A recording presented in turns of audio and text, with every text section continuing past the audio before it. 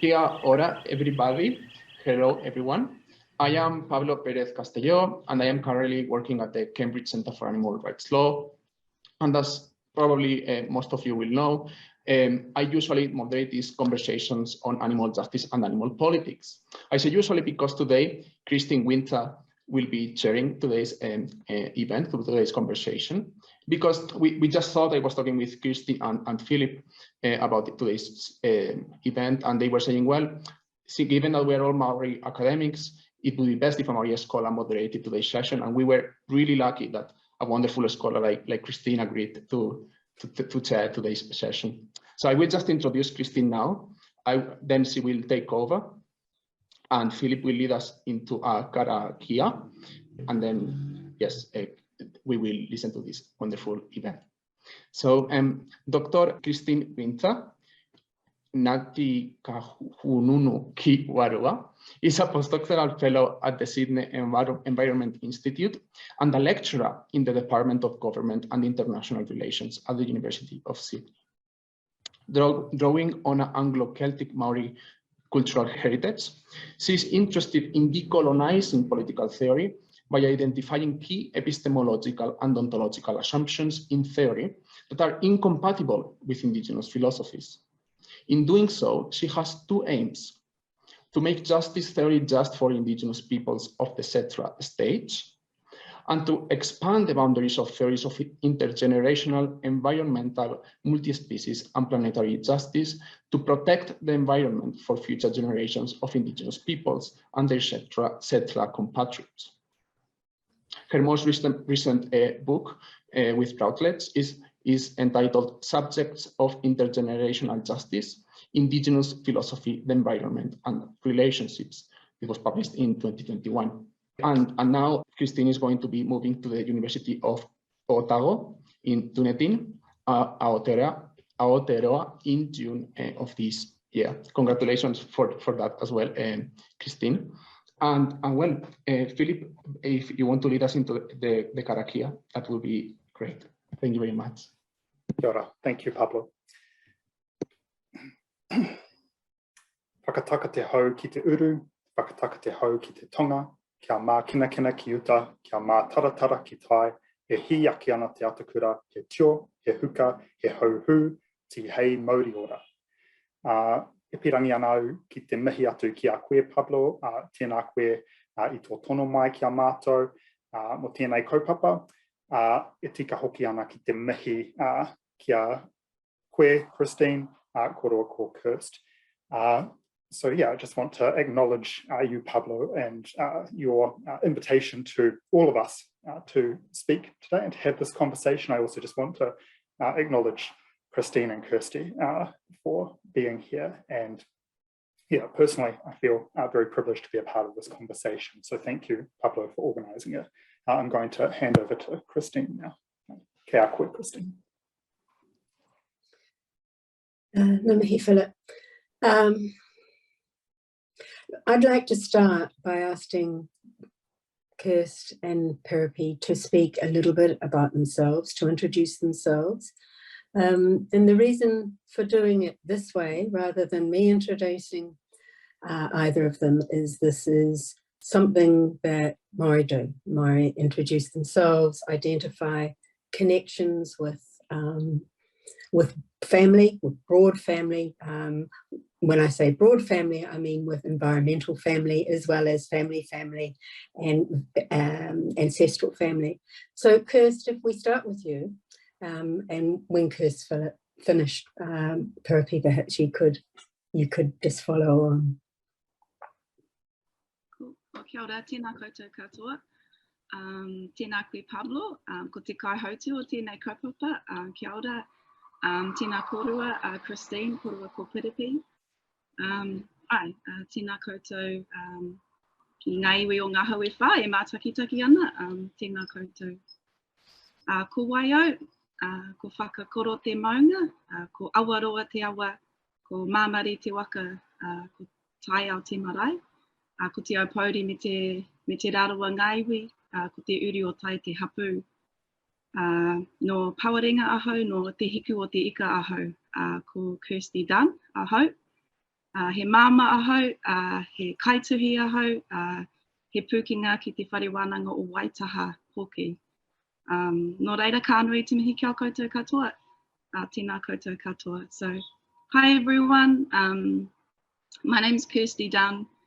I'm from the tail of the fish, or the far north of the North Island of Aotearoa, New Zealand, and also have whakapapa in England, so Richmond and Yorkshire, and Stirling in Scotland as well.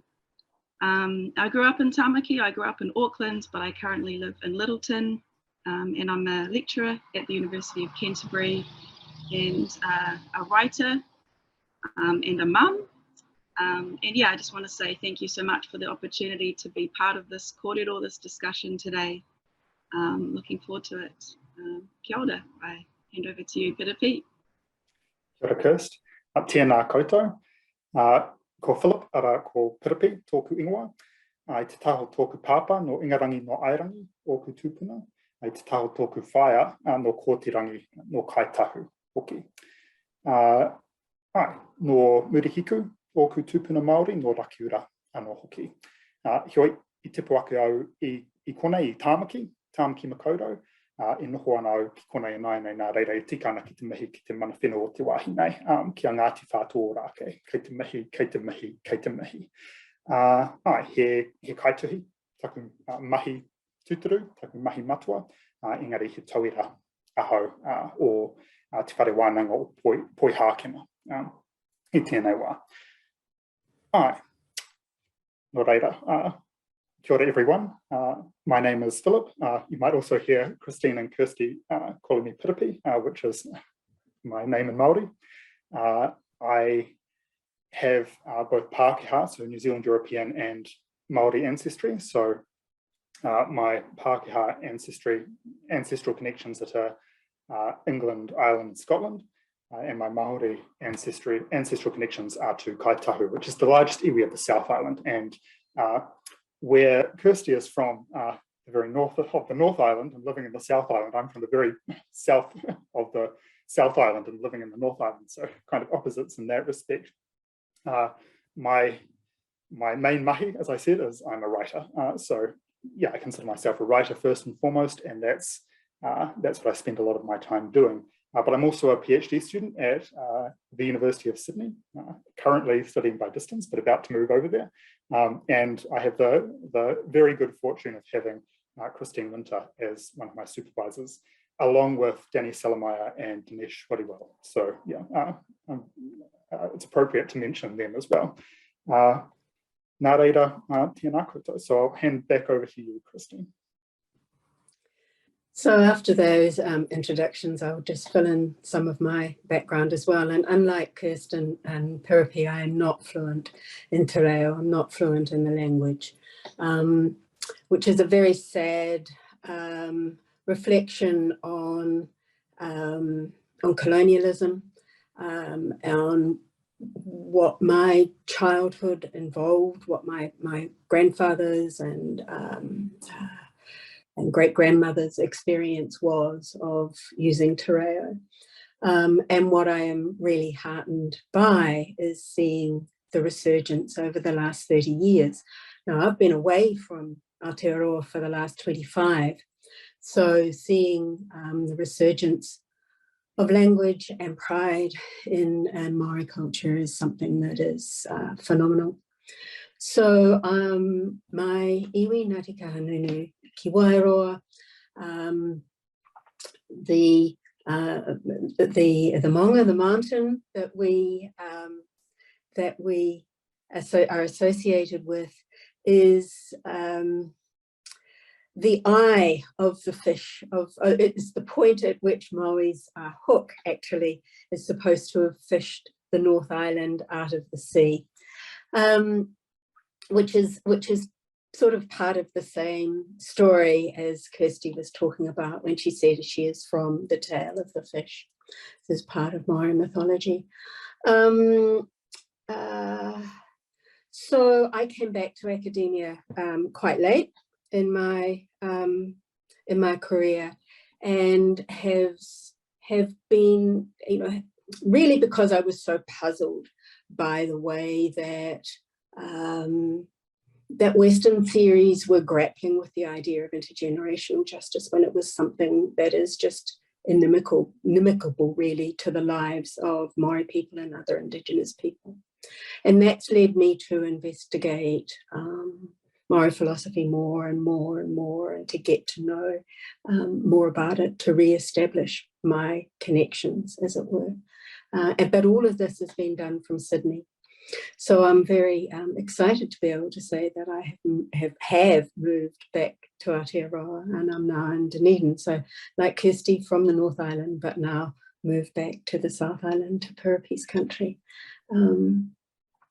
And like Phillip and Kirsty, I have Anglo ancestry and Irish ancestry, and those Irish ancestors were also had Scottish heritage. So again, a colonial story. They were crofters that were moved from Scotland to Ireland, and then to here.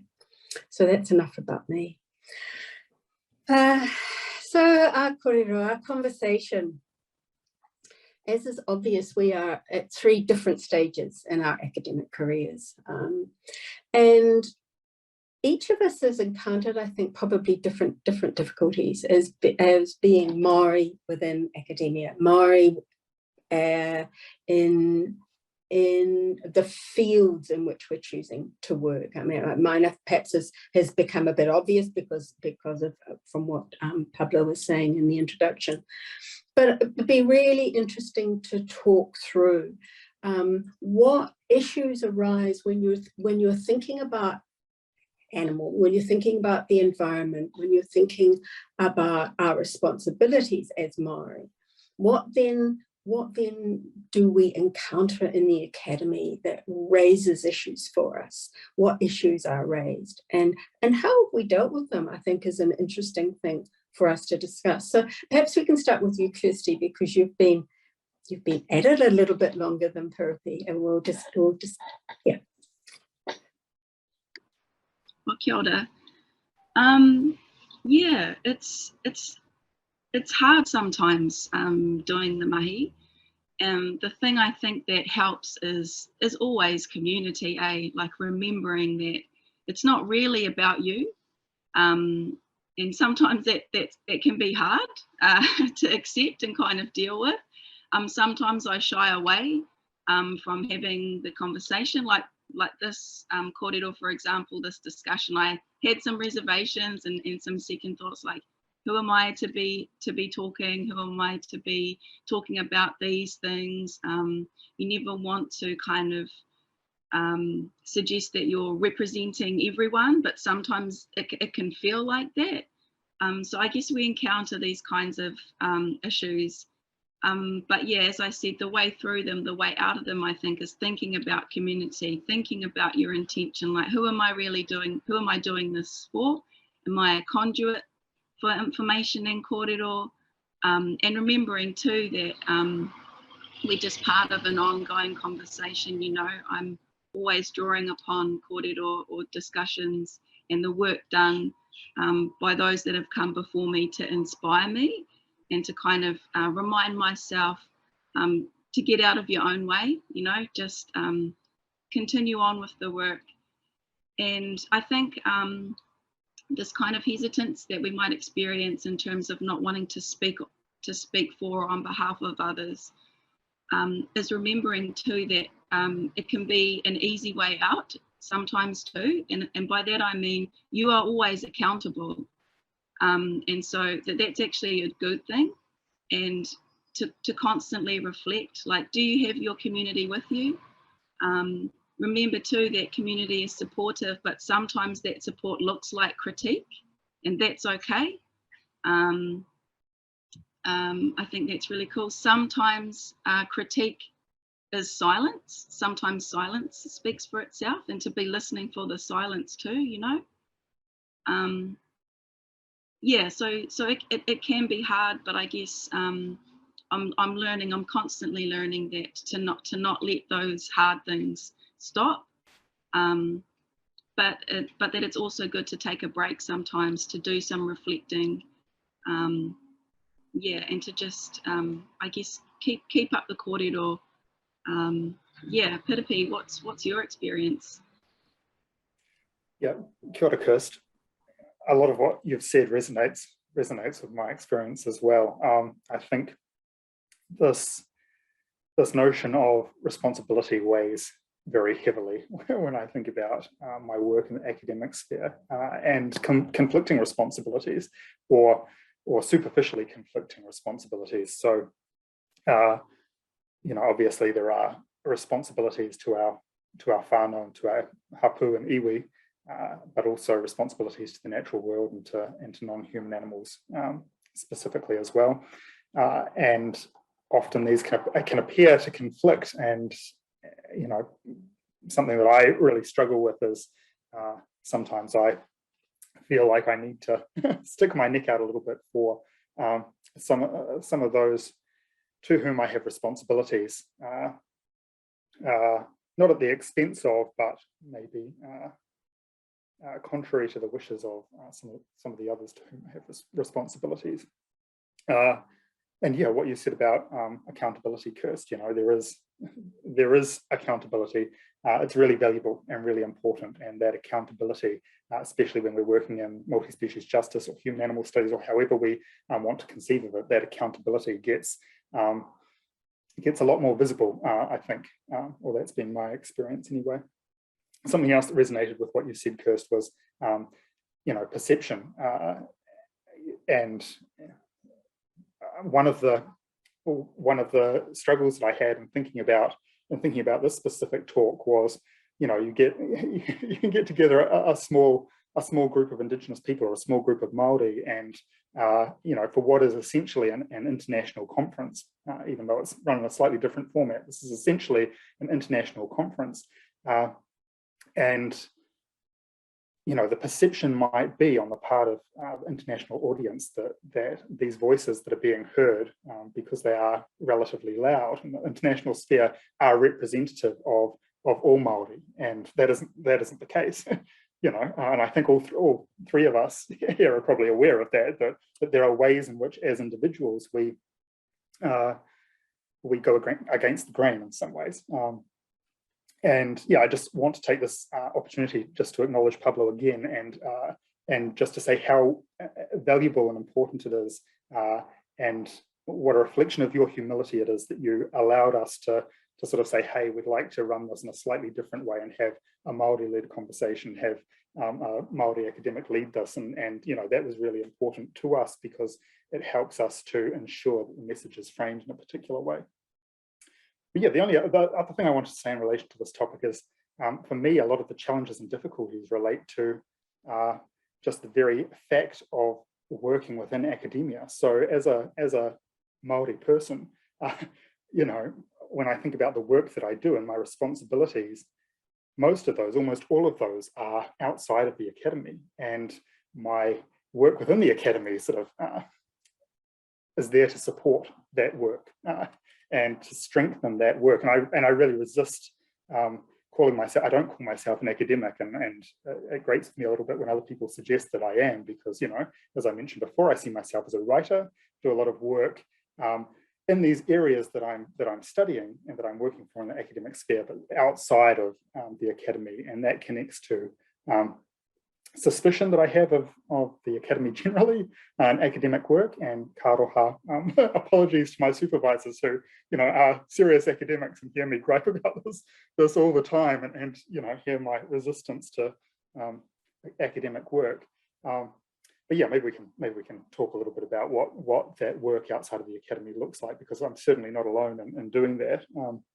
But yeah, it is challenging. There are lots of challenges. Yeah. Yeah, I mean, I guess I just, if I may, also say too that it's a privilege, right? This is a privileged position, and I have multiple privileges within this. So yeah, there are difficulties, and yeah, there are definitely hard moments, but yeah, I would like to acknowledge that this is very much a privileged position for me. I hold many privileges at once, being able-bodied, being white, you know, all of these things I understand, yeah, just have influenced this position that I have. And so whilst it's good to reflect on the difficulties and talk about the difficulties, it's cool that part of this kōrero is also thinking about, well, now that I have this, what am I doing? What am I doing with it? And it's cool that, you know, in our previous kōrero, we've talked about some of the values, some of the values that we hold, and the ways that we think about the world are the things that help to kind of catalyze that. We utilize this privilege in order to kind of share those values. And I think, yeah, for us, it's thinking about our responsibilities and obligations to all our relations, like human and non-human, animal alike, and human and non-human alike. So, yeah, I just felt like I had to say that too. I didn't want to just leave it at that. Yes, there are difficulties, but I very much acknowledge that it's a privileged position that I hold. And yeah, cool. Yeah, tautoko. I agree with that. And, you know, yeah, I have a similar set of privileges, and to my mind, those privileges enhance that accountability. And, you know, where I do need to stick my neck out, you know, that's, you know, that privilege that is doing that, and it's important to keep in mind who that's for. And yeah, it is for our whanaunga, our relations broadly construed, both human and non-human. Acknowledge you, Kirsty, for identifying privilege, because you know, like you've both noted, I feel that I have had a very privileged existence, and I am here as a function of that privilege. So with that comes enormous responsibilities, I think, which you're identifying. And for me, this is one of the difficulties with academia, is that it's such an individual pursuit. As we started this conversation, Pablo said, "Oh, you haven't mentioned the title of your book," and I haven't. As I said to you all, look, I'm no good at marketing, and I think that is a function of the things that you have both been talking about, which is that for me, that's promoting myself, where what is important is our responsibilities outwards. It's not about self-promotion for me anyway. So I find great conflict there between promoting my work, because I think it can make a contribution as part of my responsibilities to Maori, to the environment, to future generations, to ancestors. And then at the same time, this sort of real reluctance to be part of this very individualistic machine that is the university. So I think that's possibly one of the biggest conflicts for me, is this individual versus community responsibility, or yeah, and by community I mean community writ large, and I'm moving my hands around because I'm trying to indicate time. I'm trying to indicate, you know, right back to the Big Bang through to all time, where our responsibility, you know, that's sort of the continuum on which our responsibilities lie, and that brings a completely different sort of a different framework to all our work, I suspect.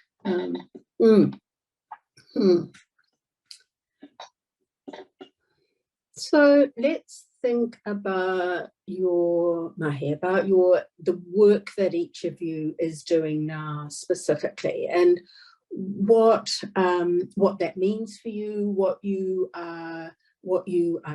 doing, what it means for you, and what it means in the world. What is it that you're creating in your work now? Kirsty, you have your PhD. What is that? What's that opened up? What is your experience of that work? And now, what are you doing, having got the PhD?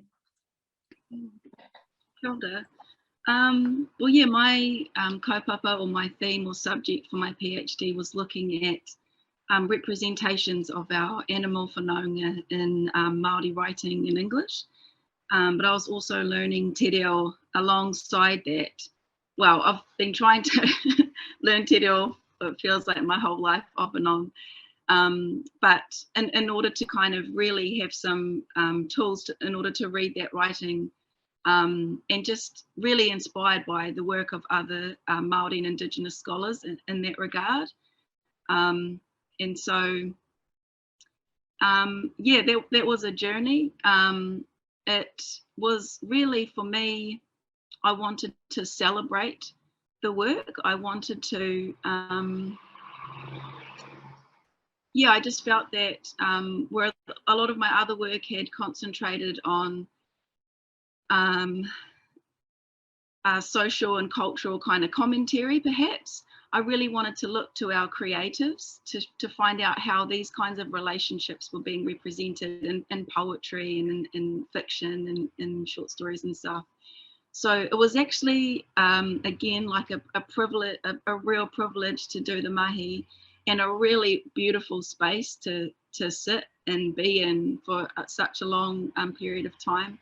And I just want to mahi to my incredible supervisors, Garrick Cooper, Annie Potts and Philip Armstrong, who, yeah, were just so supportive and really gave me permission to do the thing the way that I wanted to do it.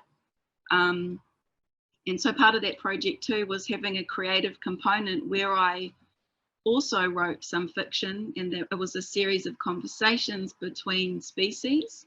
So between a moth and a stingray, between a moth and a huia bird, and between a moth and a tuna or eel, as a way of kind of trying to do the thing that I was talking about, and as a way to kind of mahi back to the writers, to thank them, to kind of, yeah, to just show them how much that inspired me.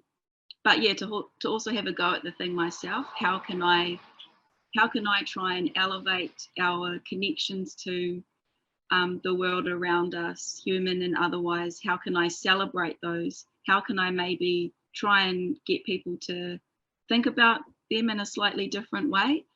And so, yeah, after that, now I teach that work now. So I have a paper, which is really exciting to me, which very much has those components of the PhD as a focus. So I have a unit within the paper that talks about connections, for example, between birds and storytellers, but birds as storytellers themselves. So that's really exciting for me. The same with ika, so fish really feature, and I found really featured in the writing.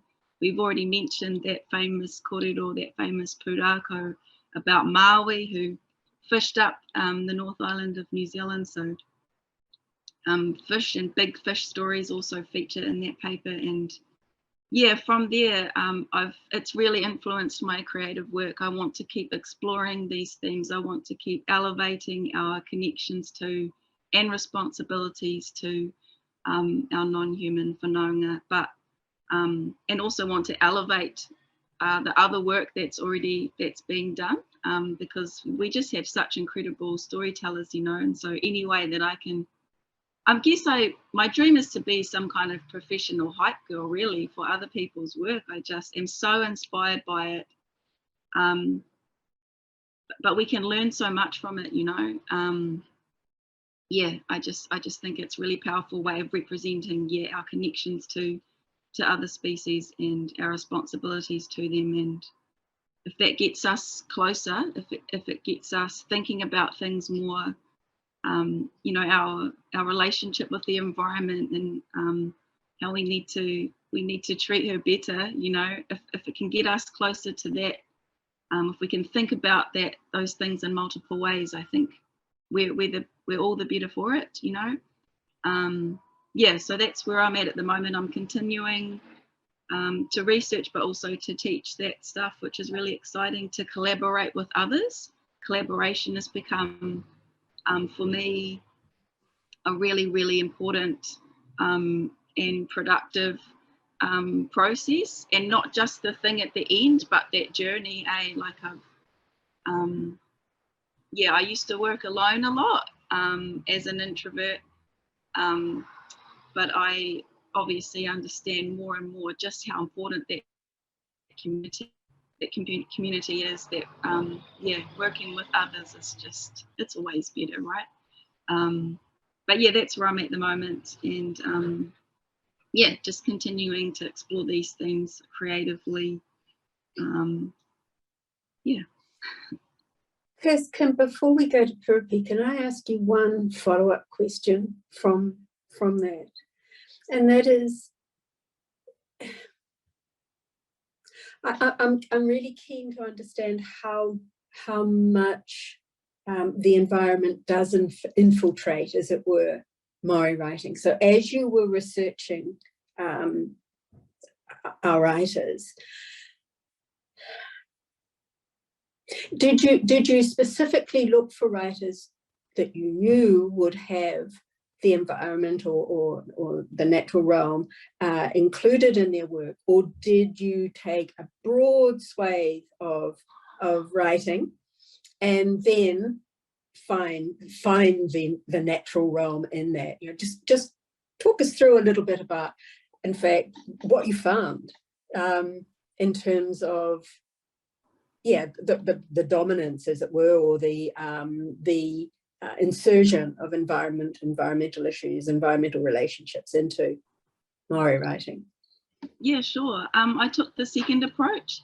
I obviously had some favorites, some writers that I really love in terms of both academic work and creative work, and sometimes those things are the same thing. But I purposely wanted to canvass a really broad range of material, because it was important to me not only to include discussions of our most beloved kaituhi, our most beloved writers, but also to kind of perhaps look at them in relation to other writers that we might not have heard of so much, and also up-and-coming writers too. And yeah, I mean, gee, what did I find? I was constantly inspired. I felt that, I mean, my criteria was just to read as much as I could and pick out any kinds of references to representations of our animal whanaunga. That was my kind of broad thing. And then it started to, you know, sort of generated some key themes. So one was those big eco stories, they really featured. But included in that was a discussion of representations of like fishing and eating, consuming eco-species. But I also found, interestingly, some pushbacks against that. Lots of kōrero about kaitiakitanga, right? So, yep, okay, we consume these species, but how do we do so in a way that ensures their longevity, that we look after the environment? And some pushing back against capitalist enterprises in that regard. So that was quite interesting. Then there was this connection, as I said earlier, about birds and storytellers in the written word, but also birds as you know, possessors of and tellers of their own stories. So for me, what was really cool was this, you know, that acknowledgement of subjectivity, right? If other species are our relations, then we think about them quite differently. So it was really cool to explore that more. And lots of, yeah, there was quite a lot of environmental writing. Some of that was hard to read, because it's really, really powerful and sad. Really potent, but yeah, I mean, I hope I've done justice to those writers by including them in the kaupapa. But I mean, what I also found is that there's so much more. There's so much more. I had to really hone in. There's more to be celebrated, more to be explored. Yeah. Good, that'll be your next project, perhaps. Perapi, can you talk a wee bit about your research? You know, clearly I know quite a bit about it, but let's share it with the community. Yeah, sure. So, so within my PhD, I'm specifically looking at two broad topics. So the first is the politics of love, and the second is multi-species justice. So the politics of love is a vision of politics that I've been sketching for some time now, and I've been doing that collaboratively with other people. So I first started writing about the politics of love back in 2015 with my dear friend Max Harris, and since then I've written with other people to try and flesh out this vision of politics. The politics of love centers love and the idea that politics can and should express our love. By politics, I mean not just what goes on in Wellington and the Beehive, but all of our relational work generally, and all of our interactions. And yeah, by love, I sort of mean an orientation, a way of relating to the world and everything and everyone in it, human and non-human. My PhD research, so as I mentioned, I've been working on that for quite a while. I brought this work that I've been doing outside of the academy into the academy, or not entirely into the academy, but partly into the academy, to explore it further and to explore certain aspects of it. And there are a few different facets to my PhD research. But the two that I'll highlight, which relate to multi-species justice, are the development of a love and research methodology and an exploration of our relationship to and our treatment of so-called pest species in Aotearoa. So the loving methodology is something I'm exploring in relation to both kaupapa Māori theory and multi-species justice. And it really began with the question, you know, if I'm bringing the politics of love into the academy, then, you know, what does love and research look like? If we're thinking quite explicitly about research, then what does love and research look like? And I'm very interested in methodology, and especially interested in kaupapa Māori methodology. Kaupapa Māori literally means like a Māori way of doing things, Māori issues. And yeah, there is now a very strong tradition of Māori research, Māori scholarship that grew out of the Māori education movement and has now reached into all sorts of different spheres. So the law, health, specific iwi kaupapa, so the issues that specific tribes, hapu, so on, are looking at and grappling with. And yeah, this loving methodology that I'm developing seeks to answer that question: what does loving research look like in relation to kaupapa Māori and multi-species justice?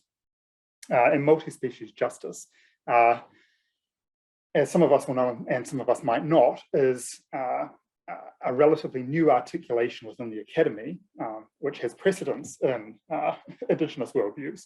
And I see Christine laughing, and that reminds me to be critical of ever using the word new. But within the academy, this articulation, multi-species justice, is new. You know, I'm talking like the last few years, and yeah, it asks what happens to our concept of justice when we consider the world beyond the human, the more than human world. And I think it's appropriate here to just pause and acknowledge Christine and her contribution to multi-species justice, because one thing that has struck me and made me feel very comfortable and at home in this academic space, this emerging academic space, is the extent to which it acknowledges not only Indigenous worldviews and knowledges and values, but also Māori, you know, values. And that is largely because of Christine's input. Nā reira, he mihi nui ki a koe, Christine. And so, yeah, specifically within this field, what I am looking at is our relationship to so-called pest species in Aotearoa. And when you talk internationally, you find that other terms are used, like introduced species, invasive, problematic term, and so on. In New Zealand, they're most commonly referred to as pests. And because we have other introduced species like cows and sheep, which aren't typically considered to be pests, I tend to use pests and go like that every time, and and writing too. And I'm, in Aotearoa, these animals are demonized. They're targeted in very violent ways. And there's even a government program that aims to eradicate some of the most demonized of these animals, possums, stoats, and rats.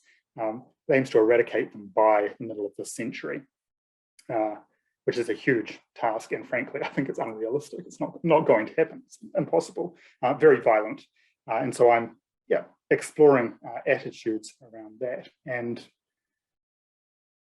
so that's my research, where my research is at, broadly speaking. But my PhD is very multifaceted. And it's handy because, I'm obviously dealing with some very controversial issues here.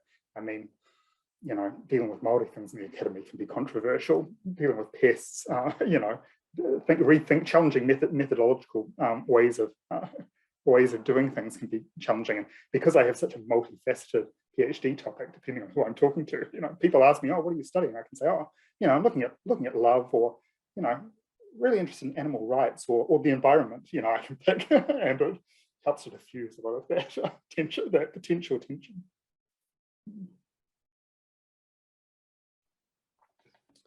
Okay, I'm just going to deviate just a little bit from what we discussed that we were going to talk about, because what's come up for me with both of those conversations at Wairua was what does being Maori and bringing Maori values to your research do for your research? What is it that you can draw on? What does it offer? And what perhaps makes your research different to other research in this area? So Phillip, thank you for the acknowledgement of the work that I've done in the multi-species justice field. And I'll add very quickly that I have been able to do that because of the support of the people around me at Sydney University and internationally. So, I've found that there is a hunger for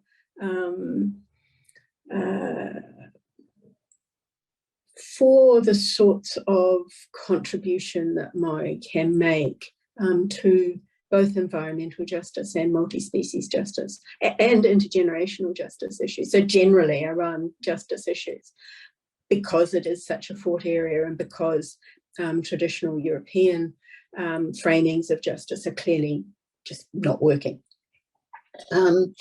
So what does being Maori bring to your research, bring to what you are offering both in your own work, but to academia? Kirsty, perhaps we could start with you. Wow,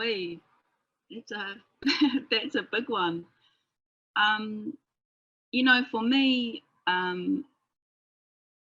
For me, I think about whakapapa a lot, what it means, what it is, and it framed my entire PhD research, and I was so grateful for that in multiple ways. By that I mean, for me, it felt like I understand this idea that your research brings something new to the academy, but I never felt that. I felt like whakapapa meant something, but I was drawing on all that had come before in order to do that. And I reckon that's really powerful when you think about it like that. It's that idea once more of community, and I was grateful for that. I felt supported and held by conversations, research, creative work that had come before me. So I feel like that's what being Māori brings. You have that community, you have this understanding, that you're multiple things at once. That's another thing.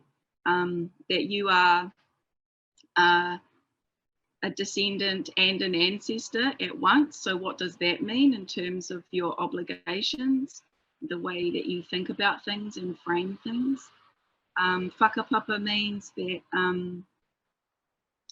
I think about my relationships with the world around me, and obviously that was the framework for my PhD too, thinking about animal whanaunga specifically, but you couldn't separate that from all the other relationships, right? So I think about that a lot too, and to me, from whakapapa, these other values spring, right? Ideas about manaakitanga, or ensuring that you elevate the mana of others in what you do, that you care for others in what you do. So that means that frames the way you talk about something. Kaitiakitanga, we talk about this a lot. Are we being good caretakers, guardians of the world around us for those that come after us? But remembering too that relates to who you are and where you're from. And so, I'm Māori, but I'm a visitor here in Waitaha, in Canterbury. What does that mean? So I feel like for me, whakapapa was the literally the grounding thing, the thing that I always returned to, and it's a beautiful thing to me. It's an inspirational thing. It gives me accountability, and it's dynamic and ever changing. I feel like that's being Māori and having this way of looking at and understanding the world influences the way I teach, the way I write, the way I research, and I'm very grateful for it, and I'm still learning about it. I'm still learning how that might influence me. I'm still and the language has a lot to do with that too, right? I'm still learning te reo Māori, and the more I learn, the more I understand. The deeper my understanding becomes, the more powerful these concepts, these values, these ways of understanding the world become. Therapy. So it's a really good question. What does being Māori bring to this work? And when I think about how I might respond to this, I think, I'm sorry if you can hear the helicopter in the background. I live right next to Auckland City Hospital, so they're doing good work. So so when I think about how I might respond to this question, I think about my work generally. So not just within the academy, but as a writer, and everything that flows from that. And I also think, as a Māori person, and I am, I'm not just Māori. I also identify as Pākehā very deliberately, and I'm very explicit about that in all that I do. I am Pākehā and Māori, and I feel that that's very important to how I answer this question, because it really does guide a lot of my work. And it truly is the case that I'm walking in these two worlds, te ao Pākehā, the Pākehā New Zealand European world, and te ao Māori. And a lot of that is the Māori world. My work is an effort to bring these two worlds into conversation with each other. And I don't mean that as a very grand statement. I mean it as a very modest statement, because a lot of that work is work that I'm doing inside myself as a person who is Pākehā and Māori, and it's an interesting place to be. And without wanting to speak for you two, obviously, Christine and Kirsty, I from knowing you, I know that you both have some of that going on as well. And a lot of Māori don't. Even a lot of Māori with Pākehā ancestry don't explicitly think of themselves as Māori and Pākehā. So to answer this question, a lot of my work is about bringing these two worlds into conversation with each other, within myself, and then that flows outwards. And And some of my work is also outward facing, international facing, and sometimes I think about this in relation to language. So like Kirsty, I am constantly learning, constantly learning about my Maori whakapapa, my Maori language as well, and what it is to be Maori, and who I am, and how to relate, and what this world is, and at the same time learning about the Pākehā world as well. And because I'm also working internationally to an extent, I think about this in relation to language. So, like the two of you, I grew up speaking English, and I've learned te reo Maori language as a second language, and I'm still learning, and will always be learning, just as I'm still learning English, but we'll always be learning te reo.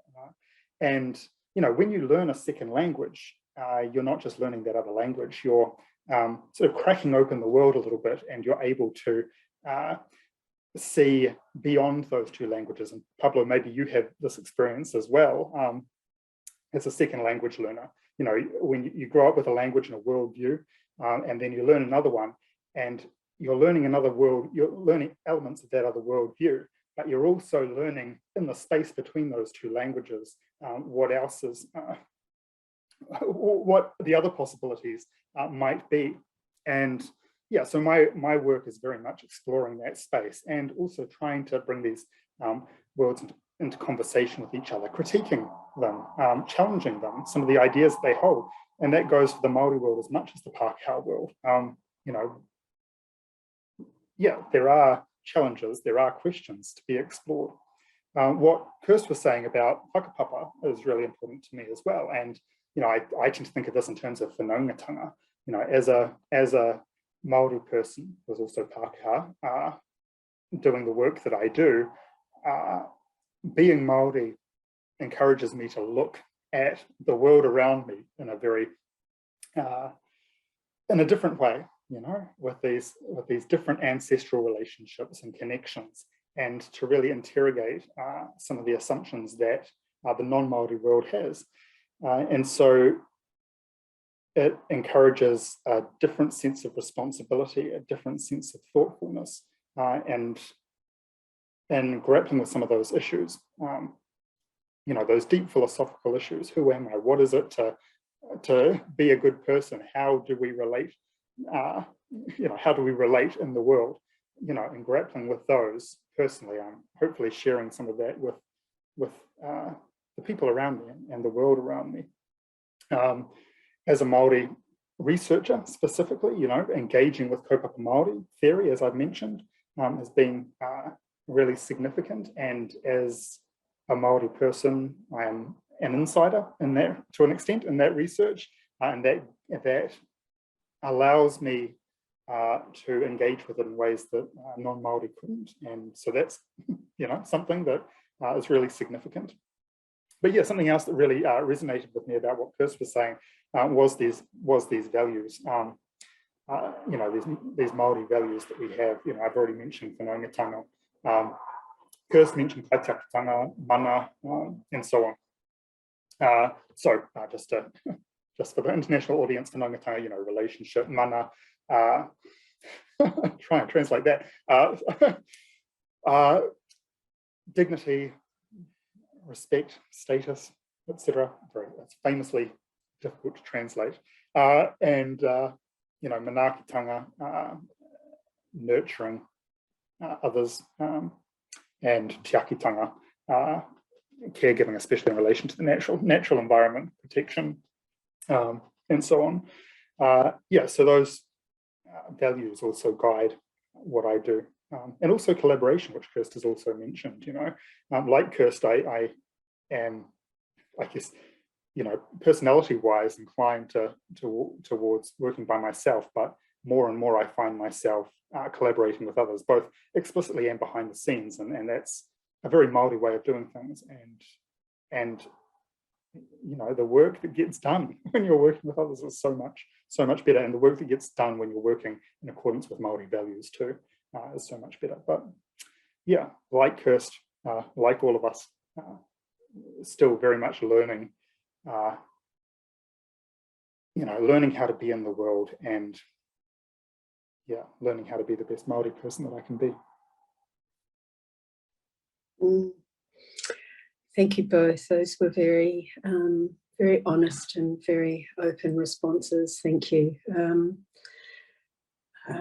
Yeah, really fabulous. So both outside of the academy, both of you are writers. And I'm really interested in what being a writer, one, means for you, and also what it leads to, what issues perhaps arise from being a writer, what joys emanate from being a writer. And also, I think it's quite important here for us to think about some of the pushback perhaps you get as Maori writer, and particularly writers in the fields that you're writing in, both for the audience. I guess we haven't really introduced this, but you're both very interested in veganism. You're both vegans, as it were. So it's a driving force behind what you're doing. And there is resistance clearly from industry to the idea of veganism. There's cultural resistance from both Pākehā and from Maori to veganism. So you're writers, you put your work out into the public domain. What happens then? Kirsty? Oh, kia ora. There's a few things going on, I guess. The first is, a while ago I wrote an article about Maori and Indigenous perspectives on veganism and kind of plant-based diets and ethics and stuff like that.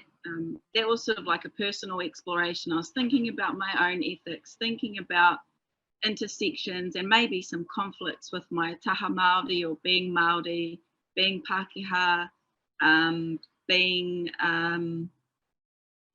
interested in this kind of kaupapa or theme, and maybe as a researcher too. And so I was thinking about all these things. I wrote this article kind of exploring that, and I was also really, really inspired by the work of like Indigenous scholar Margaret Robinson and Amy Breeze Harper, working in the States, who are vegans who had also critiqued kind of white veganism, thinking about the experience of Indigenous peoples and peoples of colour, and how there were some issues, right, in the movement. And so I was really inspired by them, wanted to kind of think about these things in relation to my own experience in Aotearoa.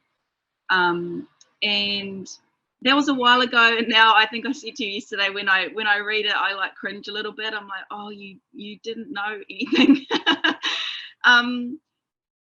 What I found difficult, it was a real learning experience for me. So I am grateful for it. But I think that what I found difficult about that was that it was picked up by a few different media outlets, and it was rather than engage with the critique that I was trying to put forward,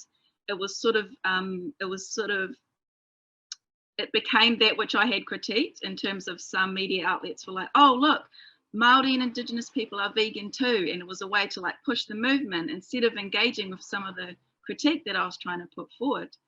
So that hurt, that was hard for me. And so it made me really think about, be a lot more cognizant of where I put things in the world, ensuring that I talk to others too, maybe engage in research differently. And yeah, it just made me, I learned a lot. It made me think a bit more about, where I put things, how I articulate myself, and that I needed to do a bit of reflecting and a bit of learning. So yeah, sometimes those things are hard, but that's like any writing, right? I think that's also something I'm learning, is that anything you put in the world, you have no control over how someone's going to respond to that, utilize that, talk about that, critique that.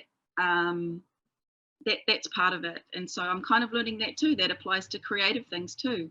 I don't get to hang out with the person and say, did you see what I was doing there? Or, you know, that's not how this works. So yeah, I'm learning that too, to kind of try my best, have good intention, again, consult with my community, talk to my community, and then once it's in the world, it'll be whatever it is to whoever receives it. But yeah, I'm learning all the time. I mean, like we've said that lots today, right? We're always learning. But yeah, it can be difficult. It can be difficult sometimes. Phillip, what's your kōrero about that? Or Christine, what's your experience? Well, no, I was actually going to come in, Kirsty, and just talk about coming from a position of values. So we've all talked a lot, well, I don't know that I have much, but you two have talked quite significantly about values. And if you're coming,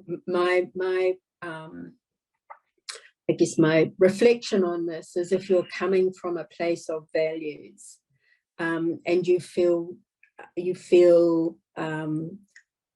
confident in those values, and your work is well grounded in those values, then I think that you can withstand the critique more easily, that a values-based writing, a values-based scholarship actually gives you sufficient internal grounding to withstand a lot of that external critique.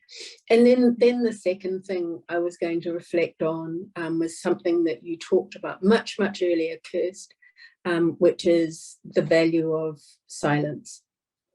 I learned this from the old aunties many years ago. You know, somebody, and actually from my dad as well, if somebody criticizes you, if somebody does something that you find offensive, the best response is silence. And that if they have good values, they'll know what that silence means. Phillip. Yeah, I love how you're asking Kirsty to answer first all the time. Take some of the pressure on. And thank you, Kirsty, for taking that on. Yeah, so a lot of the writing that I do is, as I mentioned before, sort of internationally focused. So I write for both domestic publications here in Aotearoa, but also internationally. And as a Maori writer, and when I'm writing about Maori topics, which I sometimes do, I feel very vulnerable and kind of like you were saying, Christine, needing to lean on those values, being very clear about what it is that I'm doing and why I'm doing it. It's very, very important, but it is, I always feel extremely vulnerable when I'm doing it. And part of that is because I often get very strong criticism. So I'm often writing against certain farming practices, for example. I'm also often writing in support of and praise of, in a way of uplifting kaupapa Māori, so different like Māori issues. So for example, te reo Māori, language revitalization, I've written about Māori games, things like that, Māori ways of doing things. And yeah, I think one of the reasons that I feel so vulnerable is because when I'm writing about Māori issues, I'm very aware that, I'm often, not always, but often writing as an individual, right? And, putting myself out there as an individual when I'm talking about things that are, collectively grounded. Like I say, I get a lot of criticism that can be difficult, and sometimes, silence as well. Learning who to listen to, when, and what to listen for has been really important. What Kirsty was saying about the way that you put work out there into the world and it's taken in certain ways and you lose control over it. I definitely experienced that. I think, it's something that you can get better at, definitely, and develop skills, you know, in terms of how you frame certain things. And I'm conscious about always learning how to phrase what I'm saying so that it isn't misinterpreted or misconstrued. But one thing that I've really struggled with, it's worth mentioning as a Māori writer writing about Māori topics, is the extent to which my work and the ways in which my work is edited. And often that is done by non-Māori editors, sometimes even editors who aren't in New Zealand, you know, so who know nothing about Aotearoa, Te Ao Māori. And this can be simple things from like how to translate certain words, whether to translate certain words, whether to, you know, one recent experience I had was, so I do a little bit of journalistic work as well, where I'm interviewing people about certain things and incorporating their quotes, you know, like working with international editors. Often they'll say, oh, do we really need all of these iwi affiliations after their name? It's just word, it's just a whole lot of Māori words that nobody understands. And from my perspective, it's quite important, all sorts of reasons, like, I mean, just for the benefit of those who are not from Aotearoa, like as signifying where these people come from, signifying the fact that they are Māori, you know, and so that perspective will be taken in a certain way, signifying to other Māori readers, you know, important information for them about who these people are and where their perspectives are coming from. But, you know, you have international editor just looking at this and being like, nah, it's too wordy. Or, you know, looking at the whole piece and saying, oh, well, you know, you're also translating, putting into brackets all of these Māori words that you use, so we're going to have to cut some of these. But also, you know, this can take the form of just cutting out important context or important things. So, yeah, there are lots of challenges, and that's just one. And yeah, I in my writing, I always feel very vulnerable putting it out there, and, you know, not because I don't have a thick skin, but just because it's inherently challenging. That's the nature of nonfiction as well, which, you know, is a lot of what I'm doing, like op-eds in The Guardian arguing that, you know, that the New Zealand dairy industry is deeply problematic. But, you know, I also write poetry and fiction, and, you know, there are different challenges with that, and Kirsty's already spoken to some of those. Thank you, Po. So we've talked a lot about the difficult things.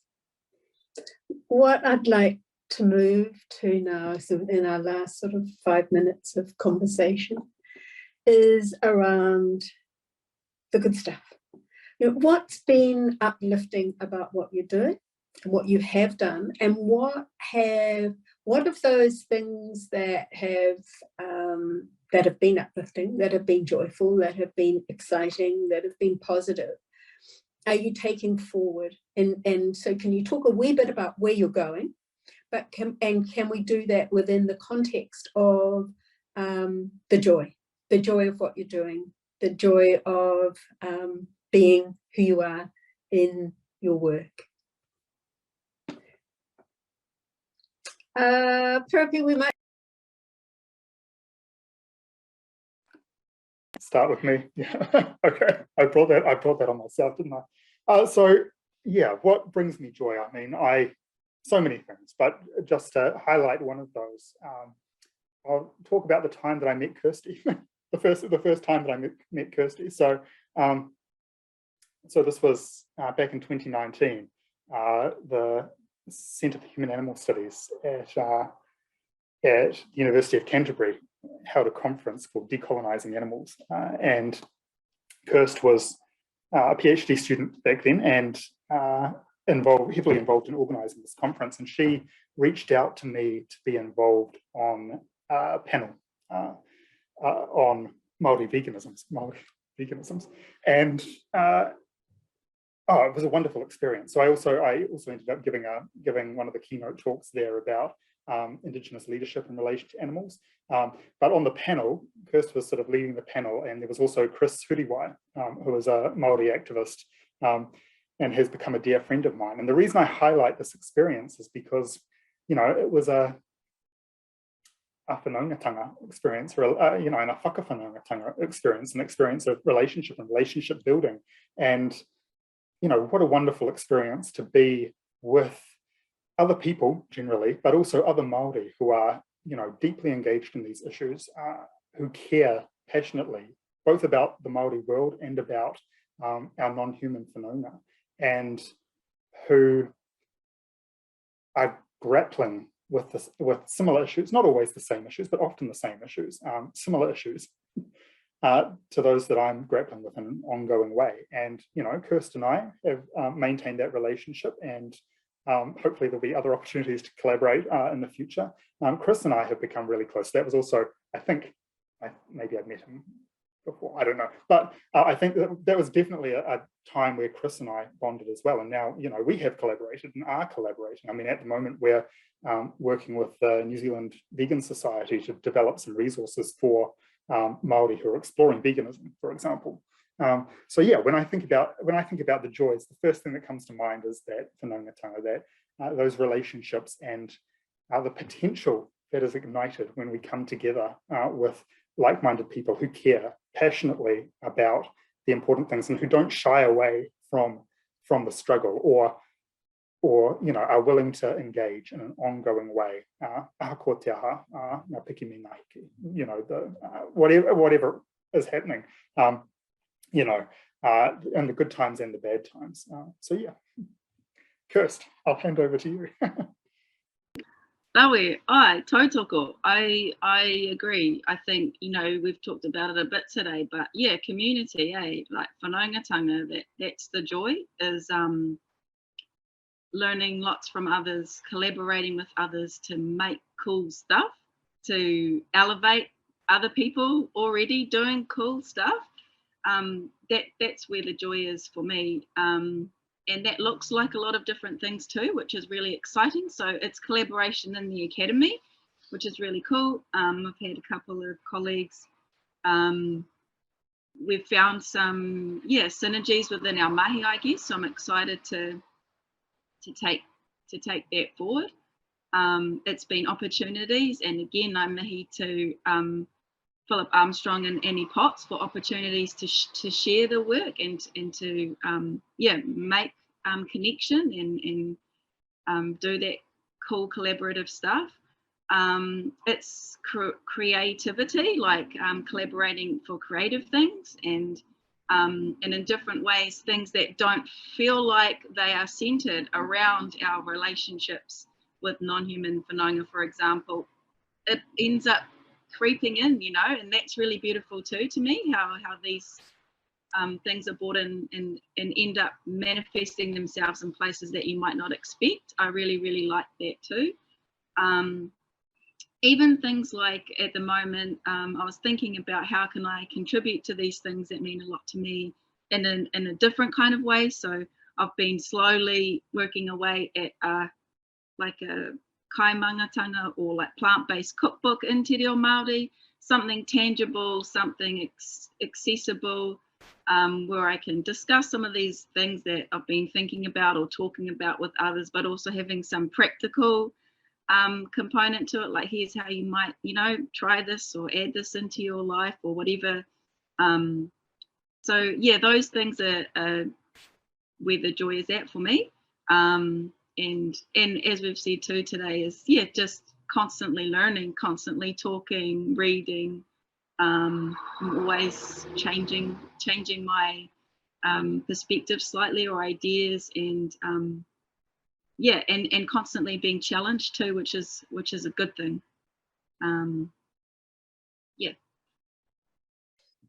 Thank you both. Pablo, I think that we have, one, we've reached time, but two, also, well, neither not but, and also our conversation has really come to the point where we were hoping it would come to, at the point of what we've got from our work and what the joy is. And I think perhaps now you'll understand more why we chose the title that we did for the session after that korero, after that discussion, as Kirsty and Phillip constantly came back to these ideas of responsibilities and relationships. So I hope that has been productive for you Pablo. I've certainly enjoyed it immensely. Perpi, thank you so much for inviting me. Oh, it was absolutely wonderful. Thank you very much to all of you. I loved listening to you. I was also quite slightly, I don't know how to put it, surprised in a very good sense that I don't think I've ever heard the word acknowledge so many times, to acknowledge each other. And I've always been very interested in the term responsibility. Derrida's work, Jacques Derrida's, has influenced me immensely, and feminism as well.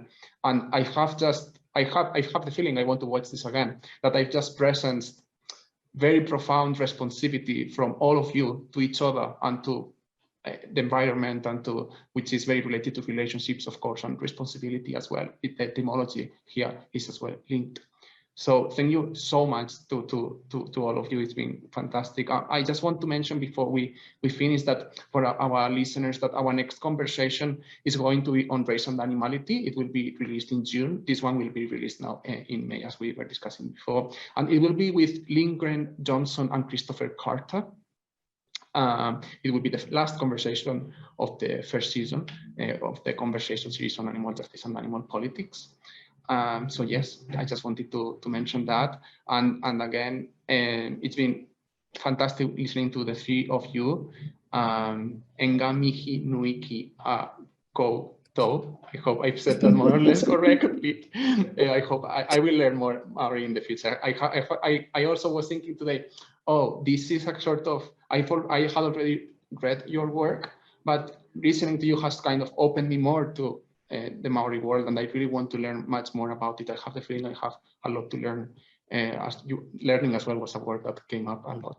So anyways, thank you very much, and I hope we keep in touch.